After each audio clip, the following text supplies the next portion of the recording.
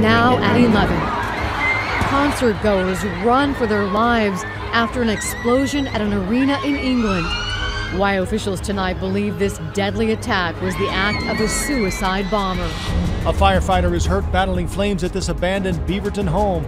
Neighbors say the house has been a sore spot in the neighborhood. It's an accident waiting to happen. What you need to know about a new deadly illness caused by ticks. How a new app gets you free stuff just for riding your bike. And what's behind a sinkhole that opened up in the middle of a Beaverton street. First tonight, at least 19 people are dead, dozens more injured after an apparent terrorist attack in Manchester, England. It happened outside the arena where pop star Ariana Grande had just finished a concert.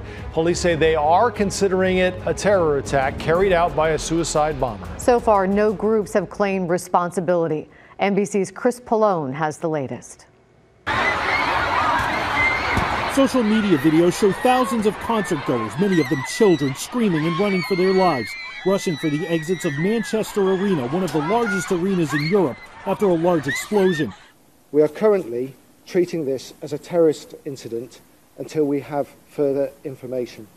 It came at the end of an Ariana Grande concert around 10:30 local time.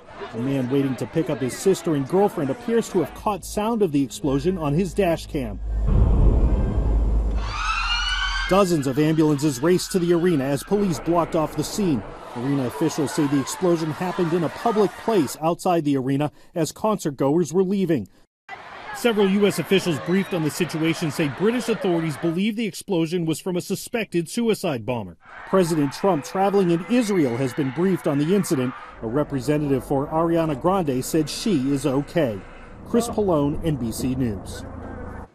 Police in New York and Los Angeles say they're watching the developments in England and are increasing police presence at entertainment venues, but have no specific threats in the U.S.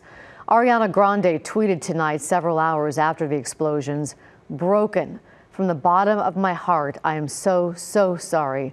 I don't have words." We're following a breaking story along the Columbia River. We've just learned one person has died after a boat crash near the I-205 bridge this evening. KGW's Mike Benner is live tonight at the Gleason Boat Ramp in Northeast Portland. Mike? Joe, such a terrible tragedy out here tonight. Originally, we were told the victim suffered life-threatening injuries and may pull through, but sadly she passed away at a Vancouver hospital. We can tell you this all unfolded around 8 o'clock tonight. An 18 to 20-foot boat, we're told, with two people on board, was traveling approximately 45 miles per hour when it struck one of the pylons of the Glen Jackson Bridge. The two people on board the boat were thrown into the river as the boat capsized. Again, a woman in her 30s or 40s died. A man survived and is currently talking with investigators. At this point, it's just too early to tell if alcohol or drugs played a role in the crash. We don't even know if the two were wearing life jackets. Either way, authorities have a message for anyone heading out on the water. Take a listen. Know that with river levels high, there's things under the water that can't necessarily be seen. Places where you might normally not go because you see pylons are covered now by water. And so it can be very treacherous. Make sure you know the area. And of course, just boat safely. Watch your speed. Be safe.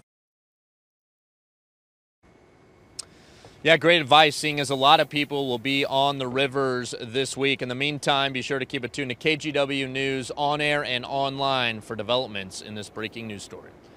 Back to you. Mike, thanks. The search is on tonight for a swimmer who went into the water at Three Pools Recreation Area and didn't come back up. Three Pools is on the North Fork River in Marion County. The sheriff's office there tells us a 25-year-old man was swimming with friends at around 4 today when he went under. Search and rescue swimmers looked throughout the evening for him but have not found him. The Three Pools Recreation Area is now closed and will remain closed until at least tomorrow when dive teams go out and search again. A large power outage is affecting downtown Portland right now, and it could mess up your morning commute. A utility vault fire took out power from Broadway to 405 and from Northwest Davis to Southwest Jefferson. Officials say power could be out through 5 o'clock tomorrow evening. If you're driving in the area, treat flashing traffic signals or lights that are out like four-way stops, and expect delays if you're using TriMet. It could have been prevented. That's what neighbors are saying about a fire that injured a firefighter today. It broke out in an abandoned home on Southwest Nora Road in Beaverton. As KGW's Mike Benner found out today, neighbors say this home has attracted trouble for years. I've posted over 24 private property, keep out signs. Tucked away behind these signs and a bunch of trees sits an empty house covered in graffiti. You know, people have no boundaries. They have no respect for other people. Fearing retaliation, this woman did not want to show her face on camera, but she lives nearby.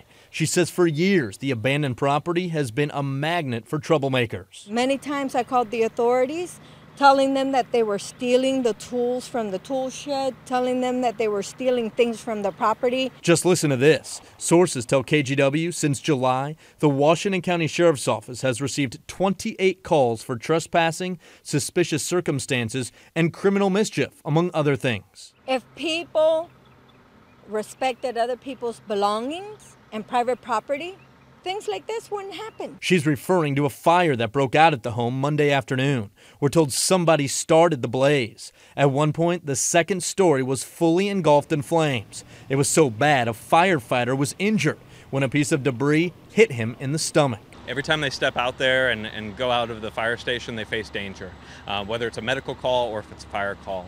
Today, luckily it was a small injury, but we never like to see this. Nor do the neighbors who have been calling to complain about the criminal behavior on the property for years. It's an accident waiting to happen. That was Mike Benner reporting. We're told the injured firefighter will be okay. Investigators tonight are trying to figure out what led a man to break into a house near the Oregon State campus and slash a student and his 4 roommates. The house is in an area popular with Greek houses and student apartments. We talked to one of the victims today. Nolan Batuso says he woke up this morning to one of his roommates yelling fire and another screaming that she was being attacked. When he ran out to help, he got punched and slashed as well. He then found out the suspect had poured gasoline on their house in the backyard. Confusion was everywhere. We had a house that was like almost on fire, you know, and there was a fire in the backyard, and then there's a man in our house, and I think that was maybe his tactic. You know, he probably had some sort of reason for it, but we don't know why. One roommate was hurt so badly he was flown to a Portland hospital. The attacker never said a word about why he was there. He ran off, but police arrested him down the street. So far, they're not releasing his name. A gunman is on the run after shooting a Gresham woman and her son this morning. The woman called 911 at 4:30 this morning, saying someone shot her 9-year-old son in their apartment and that she had been shot too. An officer was close enough to hear the gunshots, but he didn't spot any suspects by the time he arrived. The woman and her son survived. They are recovering in the hospital tonight. Gresham police report that since January of last year, police have responded to 10 reports of shots fired across a half-mile section of Northeast 183rd, and that includes this apartment complex. The spokeswoman said it's likely there were more instances that did not get reported. Estacada City Council tonight honored the employees at the Harvest Market, which was at the end of a horrific crime spree on Mother's Day. Police say after decapitating his mother, Joshua Webb brought her head to the market, then stabbed an employee there, Michael Wagner. We learned Wagner has been released from the hospital and is recovering at home. Tonight, Estacada's mayor gave an official proclamation to the employees of the market who helped stop the suspect. It says the city is grateful to all employees and management for their bravery and resilience in recovering from this terrible experience and for reopening their doors to the community so quickly. Well, this might not look too big, but Washington County deputies say this sinkhole packs a pretty big punch. Underneath that small hole in the asphalt there, they say is a sinkhole at 123rd and Denfield. This is in the Beaverton area that's actually about 6 feet wide, 4 or 5 feet deep at this point. And it's especially concerning to some young ones who live nearby. I think that it was scary that it could have spread to my house and that my house could have fell in. That road is closed in the area now while crews work to fix the sinkhole. Today was the warmest day of the year, and while a lot of people love the hot weather, it can be dangerous. Multnomah County opened cooling centers tonight for people who can't stay out in the heat. They're spread out around the county. Even if you don't need one, health officials say it's important to look out for people who might. To start to think about who is in their neighborhood, who lives down the street from them, who might they know from their faith community or service organizations, and to reach out to those folks. And again today, officials want to remind people to be careful if you want to get out in the water. It is still frigid, the water levels are high, and the rivers are moving quickly.